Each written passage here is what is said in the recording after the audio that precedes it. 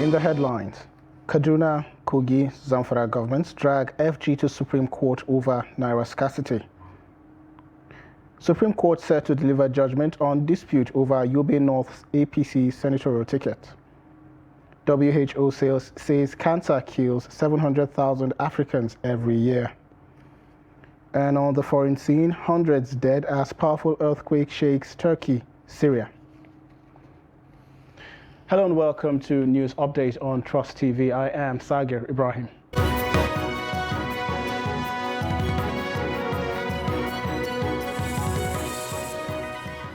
Hello and welcome once again.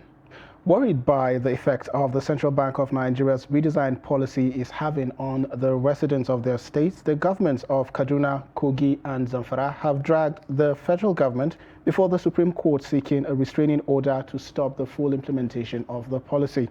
In a motion ex parte filed on their behalf by their lawyer Abdul Hakim Uthman Mustafa SAN, the three northern states are urging the Apex Court to grant them an interim injunction stopping the federal government either by itself or acting through the CBN to the commercial banks or its agents from carrying out its plan of ending the time frame within which the now older versions of the 200, 500 and 1,000 denominations of the Naira may no longer be legal tender on February 10th, 2023.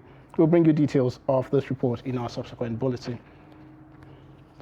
And also, Speaker of the House of Representatives, Femi Gbajabiamila, says lawmakers may reconvene if the hardship occasioned by the Naira swap continues. Media aide to the Speaker, Lanre Lasisi, quoted the Speaker as saying this during a town hall meeting with some ethnic groups in Surulere, Lagos on Sunday. He said while the lawmakers are on break and are expected to resume after the general elections, the attendant consequences of this crisis may force the House of Representatives to reconvene. According to him, the House made several efforts to intervene in the Naira swap crisis by inviting the Governor of the Central Bank of Nigeria, Godwin Emefiele. Gbajabiamila, who lamented the situation, said the development is causing hardship to Nigeria. And also, presidential candidate of the People's Redemption Party, Kola Abiola, said the APC-led administration has imposed untold hardship on Nigeria due to the currency redesign policy. In a statement released by his campaign council on Sunday, Abiola said the Naira redesign and cash swap has been executed in an insensitive manner by the government. Abiola promised that if elected as president, such uncoordinated and insensitive actions would become a thing of history.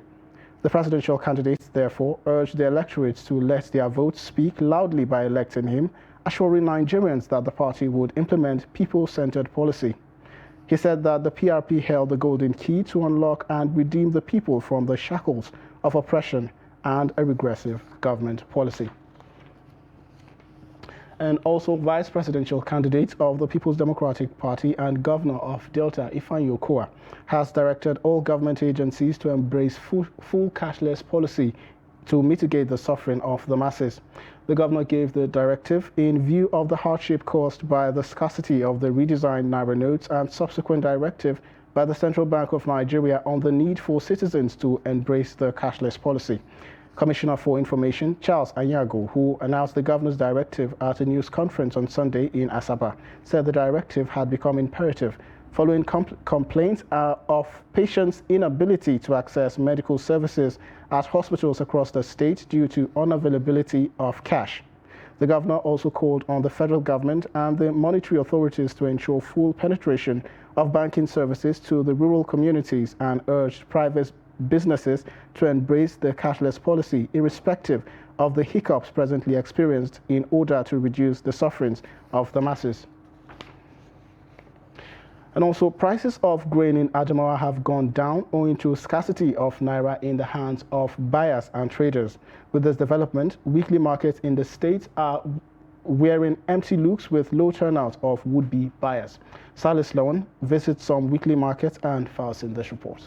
It is not the usual busy market day for these traders, as most of the market activities are at standstill due to non-availability of cash to transact business. Traders here are just counting losses almost on daily basis. A bag of maize that was sold between 20 and 22,000 naira last 3 weeks is now selling between 17,000 and 14,000 naira or even 12,000 naira depending on the transactions, transfer, cash of old or new currency.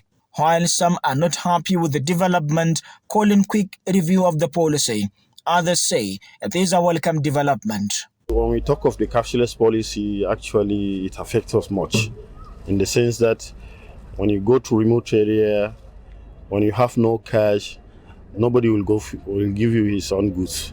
So as a result of that, you will just come out with nothing, because they are not accepting transfer. I used to buy rice, soya beans and other grains worth millions of naira before. But with this new policy, I hardly buy goods because of lack of cash. Our business require cash.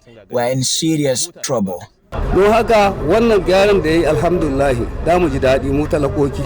For me, this policy is good, and it will never come at a better time than now. May Allah bless President Buhari for implementing the policy. We are now buying foodstuff at lower price.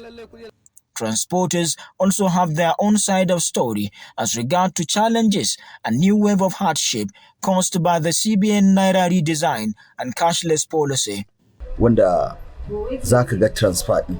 This policy has brought actually nothing to us but untold hardship. We don't like it. Our businesses are on standstill. If really they want our votes and peace of this country to continue, let them review the policy. They said we have to be cashless society. What have they put in place to achieve that? Some passengers will come here and suggest making transfer, but the network is not there. If you go to ATM for withdrawals, long queues, fuel stations, queues, I don't understand. Although Central Bank of Nigeria said the redesigned denominations of 200, 500 and 1,000 naira notes and new limit on the large withdrawals is aimed at curbing money laundering, observers say the timing is wrong. From Yola, Salis Lawan, Trust TV News. The Supreme Court of Nigeria is set to deliver a judgment in the legal dispute over the All Progressives Congress senatorial ticket for Yobe North. The APC is challenging the nomination of Bashir Machina as the party's candidate for Yobe North Senatorial District. The party is insisting that Ahmed Lawan, Nigeria's Senate President, is the authentic senatorial candidate for Yobe North for the forthcoming general election. At the last hearing of the appeal, the counsel for the party, Sepiribo Peters, argued that the primary election held on 28 May last year, which produced Machina, was in breach of the Electoral Act 2022. Peters contended that one Danjuma Manga, who conducted the said primary election, was not nominated by the National Working Committee of the party. He told the court that the APC cancelled the primary poll on account of irregularities observed during the exercise. And also, a federal high court in Gombe has dismissed a lawsuit filed by the People's Democratic Party, PDP, seeking disqualification of the governorship candidate of the New Nigeria's People's Party, NNPP, Kamisu Mailan Turki, from participating in the upcoming gubernatorial election in the state. The PDP alleged that the NNPP governorship candidate forged his certificates. Counsel for the NNPP candidate, Habat Moye, said the judgment has cleared the coast for his client to contest the election. Take a look. You say that somebody has forged school certificates, somebody has forged NYSC certificate, somebody has forged to university certificate, and you are not having the facts towards establishing all those things. Apart from the law of defamation, you have really dealt blow unjustly to the person, and he can sue them for that. Is this judgment indicated that Mailan Turki is fully qualified to contest any position he wants? He had no impediment as it is today. He has no impediment, no hindrance, no barrier. We had the matter and we adopted all our respective processes before the court. The court on Wednesday about 2-3 days ago, delivered its judgment and dismissing the suit, sustaining the preliminary objections on account of local standi, on account of the action being statute barred. These are the two grounds the court sustained it, saying that considering the claim before it that the plaintiff did not comply with the requirement of section 285 that requires that such suits should be filed within 14 days from the time the cause of action accrued. And considering their reliefs, the cause of action accrued from the time the primaries of New Nigerian People's Party took place. Also, civil society organizations and human rights groups have condemned in strong terms the killing of over 80 farmers and herders in Katsina communities by bandits on Thursday. This was announced by the chairman of the Coalition of Civil Society Organizations in Katsina in an interview with Trust TV over the increasing spate of killings of innocent people. Abdullahi Yamadi completes the report. The groups said the inaction of security operatives to provide reinforcement to the villagers when the bandits took over 8 hours carrying out the killings could have saved innocent lives. There are military bases in Kankara. There is military base in Malampashi. There is military base in Rongodia. There is military base in Huntua. And none of these places is more than 25 kilometers away from where that incident happened. And this happened in a very long period of time. Some say more than 3 hours, 4 hours, this thing had been happening. But there is no enforcement from the security men. Bakori and Kankara communities are suffering from bandits' attacks over the last 7 years, with thousands of lives lost, properties worth hundreds of millions damaged, rustling thousands of domestic animals and payment of millions of naira as ransom to the terrorists over the years have devastated the local communities. What we need from the government is action. The government needs to do everything humanly possible to ensure that this problem has been brought to an end. The issue of banditry, the issue of kidnapping, and all form of insurgency should be stopped. The rights groups and civil society organizations are also worried over the number of orphans and widows the bandits' offensive would leave behind. If we go back, understand that it is the governor or the governor of Katsina that said you should protect yourself. These people are here to protect their own properties and themselves, but they end up into this. Like what Chairman said is, what about the securities, the agencies that are around that place? Are those people not indigenous and citizens of Katsina state that they are supposed to be protected? Look at the democratic and the election and the electioneering activities that is going on now in Katsina state without even giving concern, much concern on the issue of these killings. The groups called on the federal government to secure the state and make frantic efforts to resettle the families of over 84 people killed by the terrorists recently. Abdullahi Ismail Yamadi, Trust Television News, Katsina. You're watching News Update on Trust TV. Here's what's to come after the break. We'll take a look at how parents aid exam malpractice. Don't go anywhere. This is Trust TV, documenting the Nigerian story.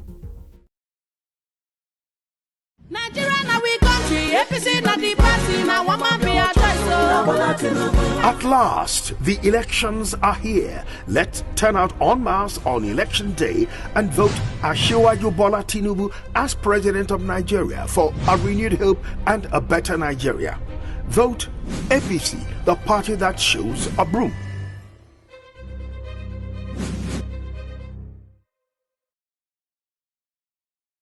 security has to be an area they must work on. We are going to have our own country called Biafra. You are afraid to come out and move about, lest one hoodlum or the other will harm you. People who have guns and the rest of them could be attacked. How about we, the helpless citizens? Olu office was attacked. The ISU office was attacked. I haven't even seen where people are going to collect their PVC for voting. The IPOB people, they're not criminals, but they're just crying out for justice and help. We would deploy reasonably and strategically to make sure that we decimate the activities of these bad elements who are causing problems in the land.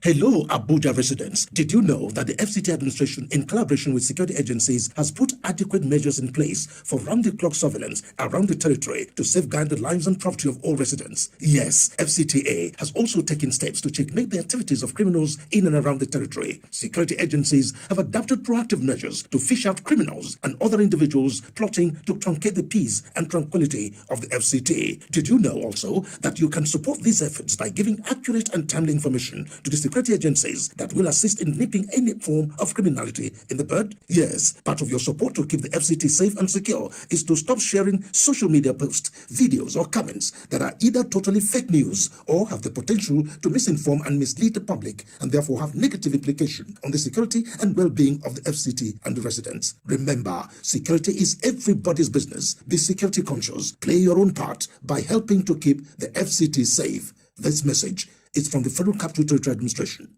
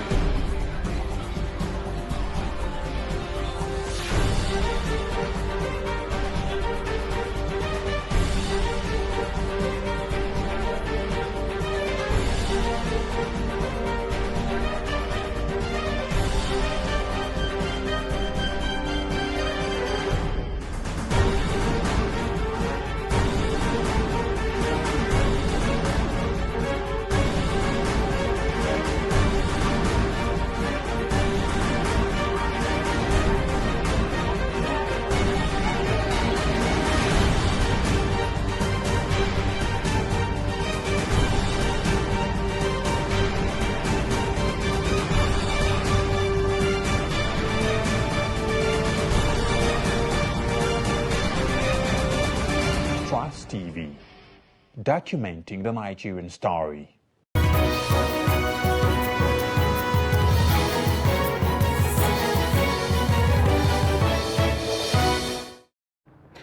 If you're just joining us, you're watching News Update on Trust TV. Here's a recap of our top stories.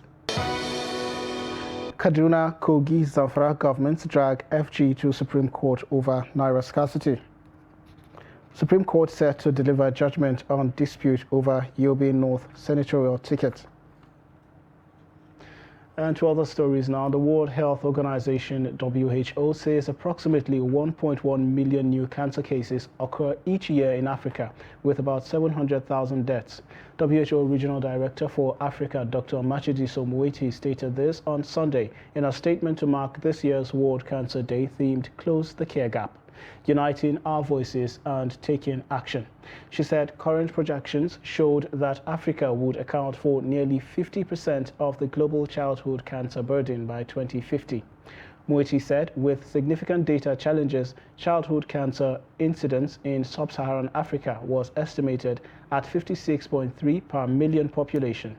According to her, data estimates show a considerable increase in cancer mortality to nearly 1 million deaths per year by 2030 without urgent and bold interventions. She called on governments to develop national cancer control plans, provide sustainable financing, and invest in cancer registration. And also, the Independent National Electoral Commission, INEC, is confident that whatever challenges experienced during the mock accreditation with the Bimodal Voters Accreditation System BVAS machines will be fixed before the elections. The INEC National Commissioner in charge of Kaduna, FCT, Nasarawa and Plateau states, Mohammed Haruna, gave the assurance at the Rigachikun polling unit in Kaduna. The report. The mock accreditation exercise at Tudunwada Rigachikun polling unit 13 recorded attendance of 3 voters. Idris Al-Hassan was the first to be accredited. He described the process as less cumbersome and hoped it will be maintained during the election. I came early. I'm the first person that has been credited. Actually, very, very, very easier to accredit everybody that came. INEC electoral officers in charge of Igabi local government area, Fatima Garba, noted that if the tempo of the accreditation is sustained, large number of voters can be accredited within a short time. So if we keep up at this pace, we hope that even if with the large number of registrants that were expected during the elections, with the way the machine, of course, operated today, with what was witnessed today, we are hopeful that if we go at this pace, we will be able to accredit as many voters as possible. One issue that came up during the mock accreditation exercise in this polling unit was the refusal of the BVAS machine to accredit one of an identical twins because of the facial features. But there's enough time, 3 weeks, so we'll be able to sort it out. And as you can see, it's very, as the admin sec said here, it's isolated. Those that have been done here, only one had that. And even that, they were able to do it because they used the facial when they couldn't use the fingerprint when they could. If what is witnessed here at the mock accreditation is anything to go by, the process is by far an improvement on the card reader. However, many hope no hitch will be recorded during the elections. Bello Musa, Trust TV News, Kaduna. The growing wave of malpractice during senior secondary school examinations have been attributed in part to parents who are said to be aiding their children onward to indulge in the act. Such aiding and abetting comes in the form of outright purchase of results, paying for others to sit for their kids, as well as bribing examiners to make up for the inadequacies of their awards. This warranted the creation of an additional examination known as the Unified Tertiary Matriculation Examination, while tertiary institutions also set up post-JAMB examination to scrutinize their new intakes. Hamidu Yebade reports that the unwholesome practice still continues in spite of these measures put in place to prevent it. Here's his report. Examination is formal test of a person's knowledge or proficiency in a subject or skill. Schools hold examinations to assess the capacity of students in their various courses. External examinations such as NECO and WAEC are conducted by bodies saddled with such responsibility. These examinations are among the prerequisites to qualify for admission into institutions of higher learning. However, students with academic deficiency go extra miles to pass the senior secondary school external examinations by all means. Parents and guardians do pay like 80 to 100,000 before their children or child can have a NECO, WAEC or NAPTEP. So it is highly condemnable, and everything lies in the hand of the government.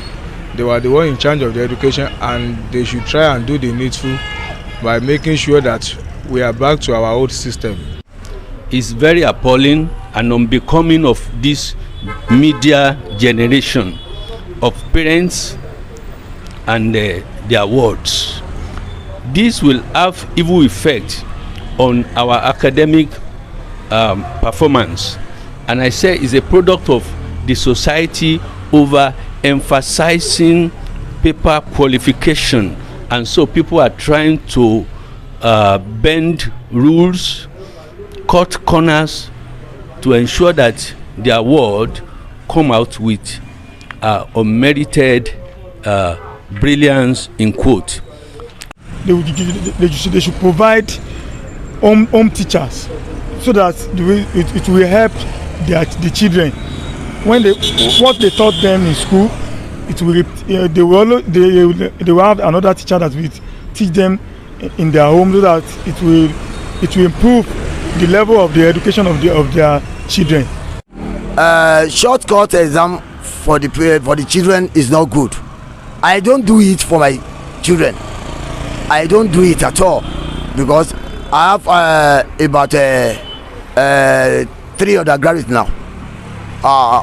They pass the exam by themselves.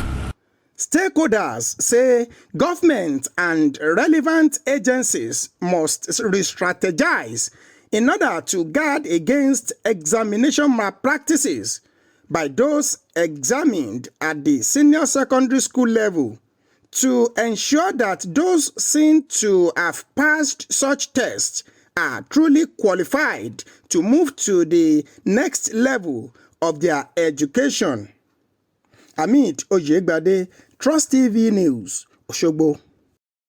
Thanks to Hamid for that report. We move to the foreign scene now, where a magnitude 7.8 earthquake has knocked down multiple buildings in southeast Turkey and northern Syria. At least 284 deaths were recorded in Turkey, while at least 237 people died in Syria. The U.S. Geological Survey said the earthquake was centered about 33 kilometers from Gaziantep, a major city and provincial capital. It was about 18 kilometers deep, and a strong 6.7 aftershock rumbled about 10 minutes, where the tremor was also felt in Cyprus and Lebanon.